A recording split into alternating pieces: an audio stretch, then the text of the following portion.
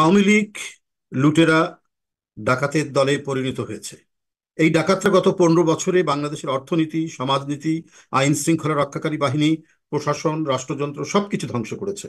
বাংলাদেশকে দেউলিয়া ঘোষণার দ্বার প্রান্তে নিয়ে গেছেন অবৈধ সরকার। লীগের সাধারণ সম্পাদক ওবায়দুল কাদেরের তিনি বলেছেন, টিআইবি বিএনপির শাখা সংগঠন, মতাদর্শ একই। কি মত? আওয়ামী লীগ নৌকা প্রতীকে দিয়েছে এবং যারা স্বতন্ত্র প্রার্থী তারাও তো আওয়ামী লীগ। তো এই নির্বাচনী ইস্তেহার পাঠ করা হয়, এটা সাধারণ মানুষ এটাকে দেখছে একেবারে সেই সার্কাসে জোকারের তামাশার মতো। জানাচ্ছি আজকের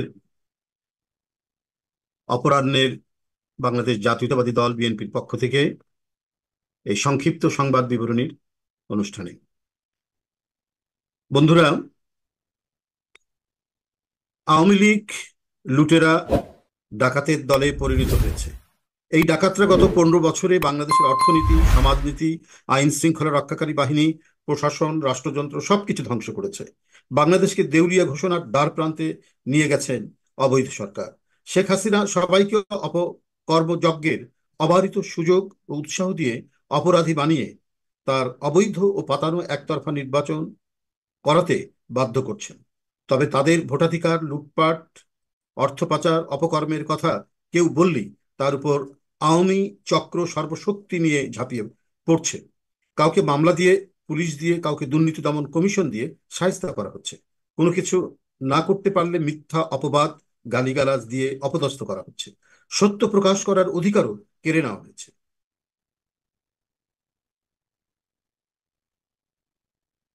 transparency international Bangladesh TIB dummy নির্বাচনে অংশ নেয়া আওয়ামী প্রার্থীদের হলফনামা বিশ্লেষণ করে কোনো কোনো লুটেরা শত শত কোটি টাকা বা হাজার কোটি টাকার সম্পদের পাহাড় গড়েছেন তার একটি তালিকা প্রকাশ করেছে। আওয়ামী লীগ সরকারের কোনো মন্ত্রী বিদেশে 2,312 কোটি টাকার ব্যবসা করলেও নির্বাচনী হলফনামায় এই তথ্য গোপন করেছেন, সেই তথ্য তুলে ধরেছে। এই সত্য প্রকাশ করায় আতে ঘা লেগেছে নিশিরাতের সরকারের মন্ত্রী, এমপি, লুটেরা লুটেরা চক্রের। এতেই যেন পিত্ত জ্বলে গেছে আওয়ামী লীগের সাধারণ সম্পাদক ওবায়দুল কাদেরের। তিনি বলেছেন, টিআইবি বিএনপির শাখা সংগঠন, মতাদর্শ একই। কি মতাদর্শ? সংগ্রামী সাংবাদিক বন্ধুরা, সত্য কথা বললে পরে এটা বানিয়ে দেয় যে কোনো প্রতিষ্ঠান, আন্তর্জাতিকভাবে যাদের সুনাম আছে, সুখ্যাতি আছে। কিন্তু সত্য কথা বললে পরে আওয়ামী লীগের যে ত্রুটিগুলো এবং আওয়ামী লীগের এই 1.5 দশকের তাদের যে লুণ্ঠন, সম্পদ পাচারের যে ঘটনাগুলো, এগুলো যদি চলে আসে তখনই তাকে ব্র্যাকেট বন্দি করার চেষ্টা করা হয়। আজকে প্রধানমন্ত্রী তার নির্বাচনী ইস্তেহার ঘোষণার বক্তব্য রেখেছেন, একতরফা নির্বাচন, আমি এবং মামুদের নির্বাচন। এই নির্বাচনে জনগণের কোনো অংশগ্রহণ নেই, সেই ধরনের একটি প্রহসনের নির্বাচন তিনি করার জন্য খুব তোড়জোড় করছেন এবং নিজে নিজেই একটি কি বলে ইস্তিহার দলের পক্ষ থেকে পাশ করেছেন, পাঠ করেছেন।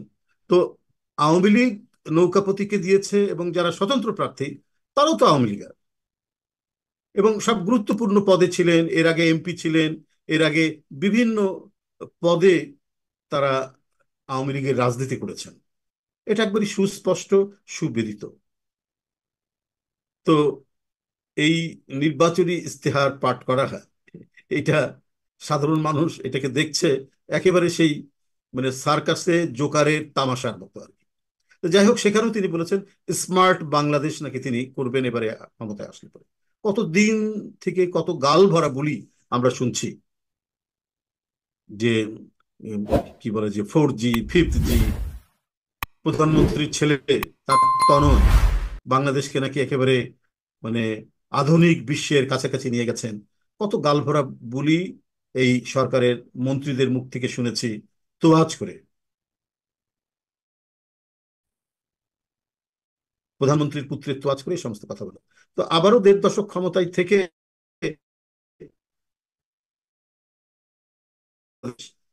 স্মার্ট বাংলাদেশ হবে। আর কত ব্যাংক লুট করলে বাংলাদেশ স্মার্ট বাংলাদেশ হবে। আর কত বিদেশে বেগম পাড়া করলে, সেকেন্ড হোম করলে, আপনার অভিজাতদের যে বাসা কানাডা এবং অস্ট্রেলিয়ায়, সেখানে আওয়ামী লীগের নেতা এবং তাদের সমর্থকদের যে বিলাসবহুল বাড়ি, কতগুলো বাড়ালে পরে বাংলাদেশ স্মার্ট বাংলাদেশে পরিণত হবে? কি বাংলাদেশ বানিয়েছেন আপনি? কথা বলতে গেলে মনে হয় গা ছমছম করে। সত্য কথা বললে পরে তো মনে হয় পৃথিবীতে বেঁচে থাকা যাবে কিনা সন্দেহ এই বাংলাদেশে। আপনি যেটা উপহার দিয়েছেন, যেটা তৈরি করেছেন বাংলাদেশকে, সেটা তো সেই 30 দশকের নাৎসিবাদ, আওয়ামী নাৎসিবাদের মধ্যে দিয়ে সেটার প্রকাশ ঘটিয়েছেন। আওয়ামী এই দুঃশাসনের মধ্যে দিয়ে জার্মানির নাৎসিবাদ এবং ইটালির ফ্যাসিবাদের প্রকাশ ঘটিয়েছেন। এটা কি স্মার্ট বাংলাদেশ?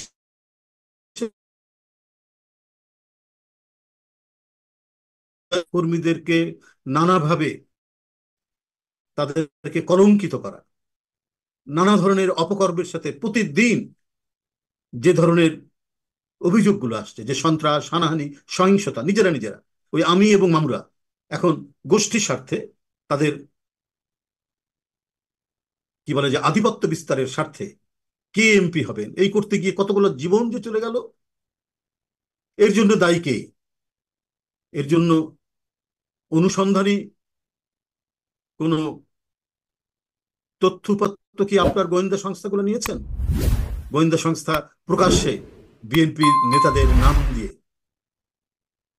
তরুণ নেতাদের নাম দিয়ে প্রেস কনফারেন্স করেন চিহ্নিত ভাবে, মানে চিহ্নিত করে করে, এবং দলের অনেক স্বনামধন্য নেতা, তাদের নামেও তারা প্রেস কনফারেন্স করে জাতির সামনে বলার চেষ্টা করে। একবার একটা নিরপেক্ষ ভোট নিয়ে দেখুন তো দেখি, আপনারা যে কথাগুলি বলেন পৃথিবীতে কোনো দেশ সেটা বলতে বলে কিনা, যেখানে গণতন্ত্র আছে, যেখানে আইনি শাসন আছে, যেখানে মত প্রকাশের স্বাধীনতা আছে, যেখানে বহুদলীয় গণতন্ত্র চর্চিত অনুশীলন হয়, সেই সব দেশে এটা হয় কিনা? রাষ্ট্রের একটি প্রতিষ্ঠান প্রকাশ্য রাজনৈতিক দলের, বিরোধী রাজনৈতিক দলের বিপক্ষে তারা অবস্থান নিয়ে মার ধর গুম, গুপ্ত হত্যা, বগুড়ার 2টা ছেলেকে এখনো পাওয়া যায়নি, এবং সবাই জানে এটা আইন শৃঙ্খলা বাহিনী করেছে। এটা পৃথিবীর কোন দেশে আছে? একমাত্র সেই সমস্ত দেশ যেখানে দুঃশাসন, যেখানে ডিক্টেটরশিপ, যেখানে একনায়কতন্ত্র, যেখানে মানুষের উপর জুলুমের দুর্মুষ যেখানে পেটানো হয়, সেইখানেই বাংলাদেশের মতো শাসন।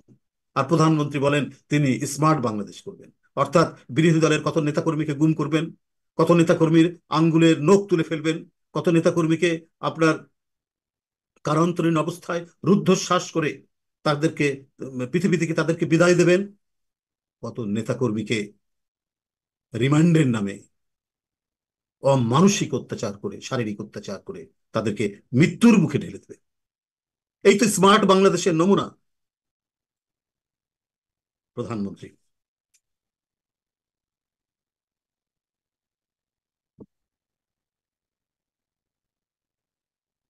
সেই তথ্য তুলে ধরেছেন। এই সত্য প্রকাশ করায় আতে ঘা লেগেছেন সিরাতের সরকারের মন্ত্রী এমপি লুটেরাদের। এতেই যেন পিত্ত জ্বলে গেছে আওয়ামী লীগের সাধারণ সম্পাদক ওবায়দুল কাদেরের। তিনি বলেছেন টিআইবি বিএনপি শাখা সংগঠনের মতাদর্শ একই। বিষয় এই কথাগুলি বলেছি গত 23শে ডিসেম্বর, এবং এক ব্রিফিং এ বেসরকারি গবেষণা প্রতিষ্ঠান CPD centre for policy dialogue রিপোর্টে 15 বছরে ব্যাংক থেকে জাল জালিয়াতির মাধ্যমে 92,000 কোটি টাকা লুটপাটের চিত্র তুলে ধরে বলা হয়েছে এটা আংশিক চিত্র, প্রকৃত তথ্য আরো ভয়াবহ। এই টাকার বড় অংশই বিদেশে পাচার করা হয়েছে, এগুলো আর ব্যাংকে ফেরত আসবে না। দেখুন, কোন সভ্য দেশে, গণতান্ত্রিক দেশে যদি এই ধরনের কিছু ঘটনা ঘটে, তার জন্য শাসক দল বা যে মন্ত্রী দায়ী থাকেন তিনি লজ্জিত হন, তার বিচার হয়, তিনি কারাগারে থাকেন, অথবা পৃথিবীতে আরো অনেক দেখেছি নিজের মর্মের জ্বালায় মর্মে মরে গিয়ে মরে যাওয়ার মতো অবস্থা হয় তাদের। আর যারা দস্যু টাইপের নেতা হওয়ার রাষ্ট্র ক্ষমতা দখল করেন, তারা তো এগুলোকে পাত্তা দেবেই না, তারা সবগুলোকে তুচ্ছ তাচ্ছিল্য করবে এবং বলবে যে এসব কথা তো বিরোধী দলের নেতারা যেভাবে কথা বলে সেই রকম কথা।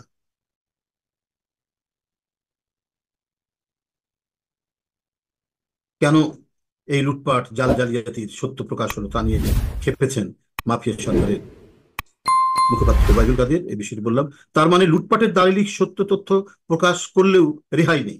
এই টাকা সহ 16 বছরে যে লক্ষ লক্ষ কোটি টাকা লুটপাট ও পাচার হয়েছে, কারা পাচার করেছে, আওয়ামী মাফিয়াদের কারা কারা লুট করেছে, সে তথ্য দেশের জনগণ জানলেও কাদের সাহেবরা হুমকি দিচ্ছেন ও ভণ্ডামি করছেন। এই টাকা পাচারকারীদের পক্ষে কেন কাদের সাহেবরা সাফাই গাচ্ছেন? তাহলে তিনিও কি এই চক্রের সদস্য? তাহলে এই সাফাই গাচ্ছেন কেন তিনি? তা না হলে তার এত জ্বালা কেন? এই টাকা দিয়ে কানাডায় বেগমপাড়া, আমেরিকায় বিলাসবহুল বাড়ি গাড়ি, ব্যবসা, দুবাই সিঙ্গাপুরে বিনিয়োগ, মালয়েশিয়ায় সেকেন্ড হোম এবং 3 মহাদেশের সম্পদের পাহাড় গড়া হয়েছে। সুইস ব্যাংক নতুন নতুন অ্যাকাউন্টে জমা হয়েছে। আওয়ামী লুটেরাদের দেশে বহুতল বাড়ি, বিলাস বাড়ি, ব্যবসা বাণিজ্য, জীবনযাপনে জৌলুস উপচে পড়ছে। আঙ্গুল ফুলে বট গাছ হয়েছে। আর সাধারণ মানুষ ফতুর হয়ে খেয়ে না খেয়ে ধুকে ধুকে মরছে। কেউ সত্য কথা বললে বা আওয়ামী লীগের বিরুদ্ধে গেলেই কাদের সাহেবরা তাকে বিএনপি জামায়াত রাজাকার বলে ট্যাগ দেন। যারা সত্য কথা বলবে তারাই বিএনপির লোক।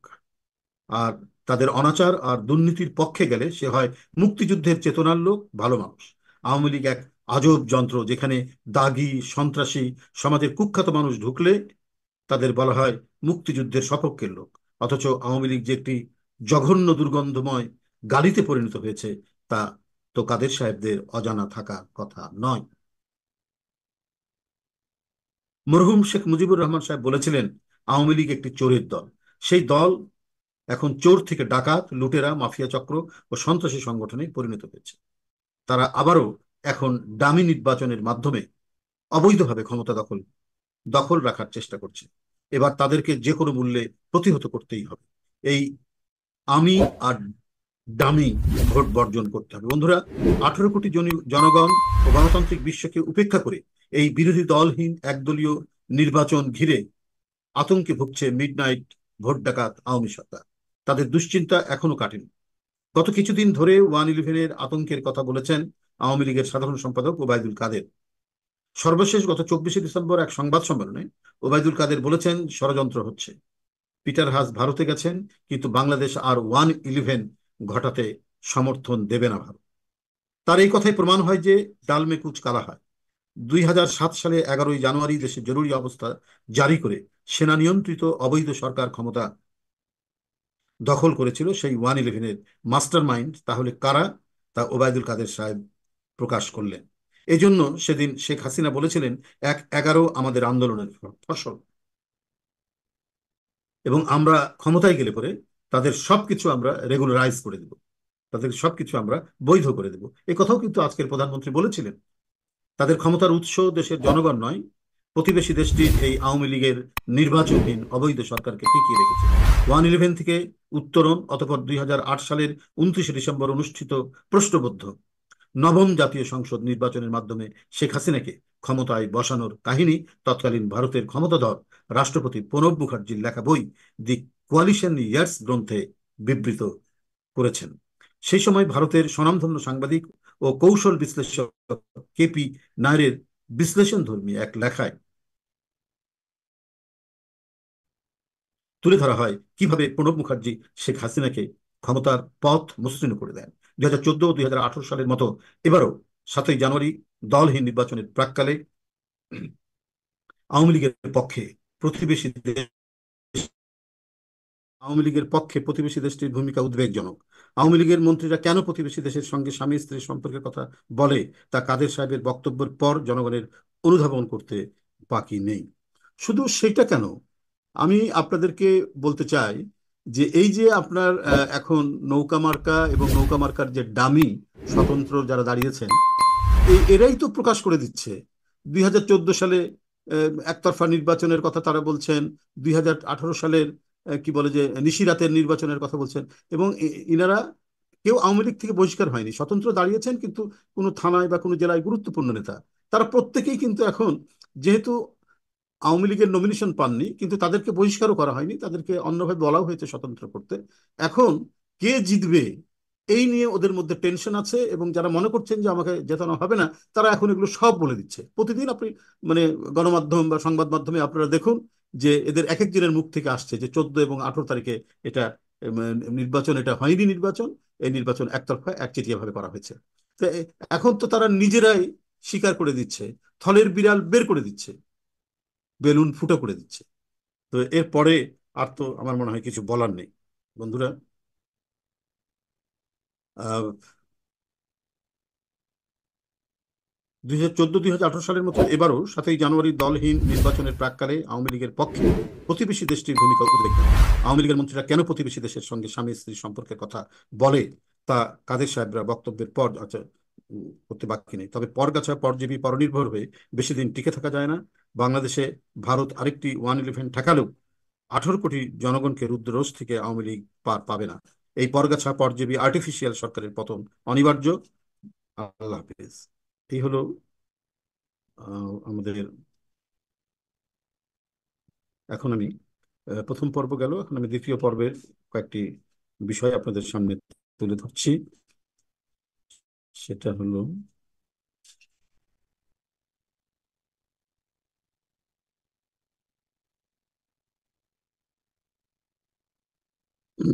বন্ধুরা, 21শে ডিসেম্বর 2023 তারিখে বাংলাদেশের একটি গণমাধ্যম, নাম হচ্ছে দৈনিক দেশ রূপান্তর, দৈনিক দেশ রূপান্তরের শিরোনামে বিএনপির ভাইস চেয়ারম্যান ও সাবেক সংসদ সদস্য মোফাজ্জল হোসেন কায়কোবাদের দেখভালে গ্রেপ্তার এড়াতে ওমরা করতে যাচ্ছেন বিএনপি নেতাকর্মীরা, যে সংবাদ প্রকাশিত হয়েছে তা সম্পূর্ণরূপে মিথ্যা ও উদ্দেশ্য প্রণোদিত বলে জানিয়েছেন জনাব মোফাজ্জল হোসেন কায়কোবাদ। তিনি বলেছেন, বিএনপি নেতাকর্মীদের মধ্যে বিভ্রান্তি ছড়ানোর অপকৌশল হিসেবেই এটি করা হয়েছে। কোনো মহলকে খুশি করতে কিংবা কারো প্ররোচনায় এই ধরনের কাল্পনিক সংবাদ প্রকাশিত হয়েছে বলে আমি মনে করি। এটি কায়কোবাদ সাহেব বলছেন, তিনি তার নামে দৈনিক দেশ রূপান্তরে এই সংবাদটি ছাপা হয়েছে যে তিনি তার দেখভালে গ্রেপ্তার এড়াতে ওমরা করতে যাচ্ছেন বিএনপি নিষ্ঠ না হয়, আজগুবি সংবাদ পরিবেশন করে একজন ব্যক্তির নামে। তো এর কি কোনো দায় নেই? কোন নেতা গেছে? সে নেতারা তো অধিকাংশ সব কারাগারে। দলের একজন ভাইস চেয়ারম্যান, সাবেক মন্ত্রী জনাব মোফাজ্জল হোসেন কায়কোবাদ, তিনি এই সরকারের নিপীড়ন, নির্যাতন, কারা নির্যাতন, তার উপরে কত আক্রমণ, সে দেশের বাইরে আছে, তারপরেও এই গুরুতর অসুস্থ ব্যক্তিটাকে নিয়ে আপনার চক্রান্তের শেষ নেই, আজগুবি মিথ্যা রিপোর্ট করে যাচ্ছে। জনাব মোফাজ্জল হোসেন কায়কোবাদ একজন বয়স্ক মানুষ এবং বর্তমানে শারীরিকভাবে খুবই অসুস্থ। এমত অবস্থায় তার মতো ব্যক্তিকে জড়িয়ে দেশের একটি জাতীয় গণমাধ্যমে যে সংবাদ প্রকাশ করা হচ্ছে তা সম্পূর্ণরূপে বানোয়াট, উদ্দেশ্য প্রণোদিত। আমরা এই ঘটনার নিন্দা প্রতিবাদ জানাই। সরকারি তিতুমির কলেজ ছাত্রদলের যুগ্ম সম্পাদক রিমু, ছাত্রদল নেতা ফরহাদ ও গাফফারকে গত রাতে রাজধানীর নিকুঞ্জের বাসা থেকে তুলে নিয়ে যায় ডিবি পুলিশ। এখন পর্যন্ত তাদের কোনো সন্ধান পাওয়া যায়নি। ওই গুমের যে দর্শন আওয়ামী সরকার আত্মস্থ করেছেন, দীক্ষিত হয়েছেন, সেখান থেকে তারা বেরিয়ে আসতে পারছে না। কারণ অবৈধ ক্ষমতা প্রলম্বিত করার জন্য গুমের দর্শন, এর যে তত্ত্বগত যে দিকটা, অর্থাৎ নেতাকর্মীদের গুম করলে অনেকদিন ক্ষমতায় থাকা যাবে না, রাজপথে কোনো স্লোগান হবে না, রাজপথে মিছিল হবে না, প্রয়োজনে একেবারে অদৃশ্য করে দেওয়া যাবে, তাহলে অনেকের মধ্যে আরো অনেক নেতাকর্মী যারা গণতন্ত্রের জন্য স্লোগান দেবে, মিছিল করবে, মিটিং করবে, তারা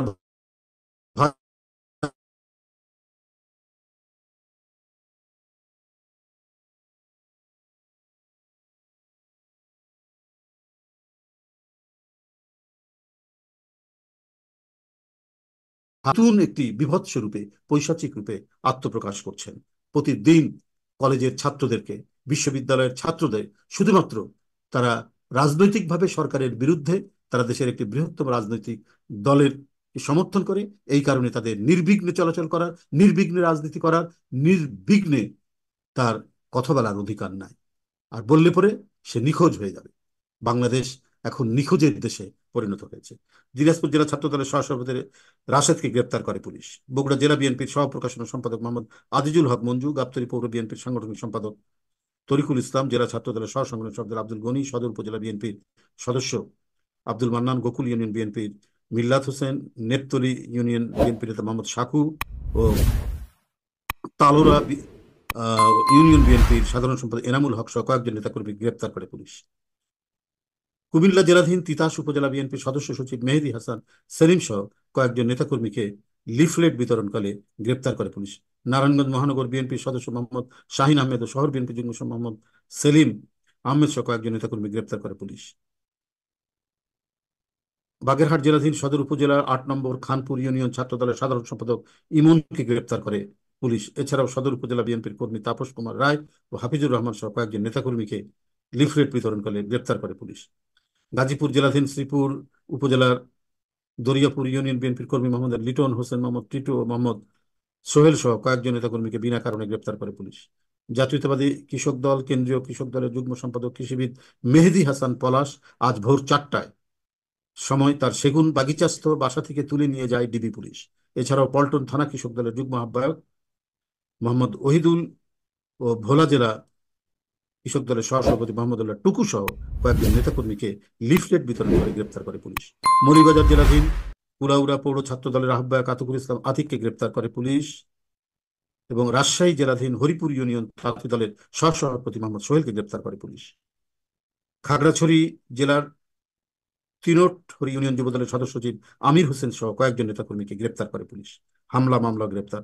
নারায়ণগঞ্জ জেলা ছাত্র দলের যুগ্ম সাধারণ সম্পাদক আমিনুল ইসলাম ও সোনারগাঁও উপজেলা ছাত্র দলের যুগ্ম আহ্বায়ক রবিউল প্রধানের বাড়িতে গতকাল গভীর রাতে ডিবি পুলিশ হামলা চালিয়ে তাদেরকে না পেয়ে তল্লাশির নামে বাসার আসবাবপত্র ভাঙচুর ও পরিবারের সদস্যদের সাথে দুর্ব্যবহার করে। যাওয়ার সময় হুমকি দিয়ে বলে যে নির্বাচন বর্জনের কোনো কর্মসূচিতে তাদের দেখা গেলে পরিবারের নারী পুরুষ সকলকেই উঠিয়ে নিয়ে যাব। এই হচ্ছে ভাষা। বন্ধুরা, এ পর্যন্ত ২৪ ঘন্টার, তারপরে তফসিরের পর থেকে ২৮শে অক্টোবরের পর থেকে ২৯শে জুলাইয়ের পর থেকে আমরা কতজন গ্রেপ্তার হয়েছে, কতজনের নামে মামলা হয়েছে, কতজন আহত হয়েছে, কতজনের সাজা হয়েছে, সবকিছু এখানে লিখিত আছে। আপনাদের কাছে এখনই আমরা পাঠিয়ে দিব এবং এগুলো সবগুলি পঠিত হয়েছে বলে গণ্য। আপনাদের সকলকে ধন্যবাদ।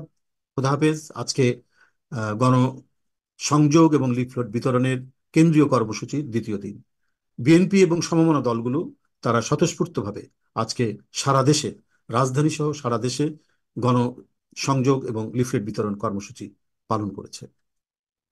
সংগ্রামী সাংবাদিক বন্ধুরা, এখানে ধরপাকড় হয়েছে, পুলিশি আক্রমণ হয়েছে, ধাওয়া হয়েছে, তারপরেও কিন্তু অমিত বিক্রমে জাতীয়তাবাদী শক্তির নেতাকর্মীরা তারা রাজপথে অবস্থান নিয়েছে। তারা রাজপথে এবং জনগণের সাথে তারা শুভেচ্ছা বিনিময় করেছে এবং তাদের আন্দোলনের যে আমন্ত্রণ সেটি তাদের কাছে পৌঁছে দিয়েছে, একটি লিফলেট তাদের হাতে ধরিয়ে দিয়েছে। আমরা এই যে নির্বাচন বর্জন এবং অসহযোগ যে আন্দোলন, নন কর্পোরেশন যে আন্দোলনটি চলছে সেটি কেন, সেটা সবার কাছে ধরিয়ে দিয়েছে। জনগণ প্রচন্ডভাবে সাড়া দিয়েছে, সমর্থন দিয়েছে। যদিও নেতাকর্মীরা অনেকে গ্রেপ্তার হয়েছেন, অনেকে গ্রেপ্তারের মুখে পড়েছেন, তার মধ্যেও এটি সম্পন্ন হয়েছে। আর এই কারণে বাংলাদেশ সকল জনগোষ্ঠীকে, জনগণকে এবং বিএনপি সহ সকল গণতন্ত্র মানা দল যারা এই কর্মসূচি পালনে সকল বাধা অতিক্রম করে রাজপথে ছিলেন, তাদের প্রত্যেককে আন্তরিক শুভেচ্ছা, কৃতজ্ঞতা এবং সালাম দিয়েছেন দলের ভারপ্রাপ্ত চেয়ারম্যান দেশনায়ক তারেক রহমান। আপনাদের সকলকে ধন্যবাদ। খোদা হাফেজ।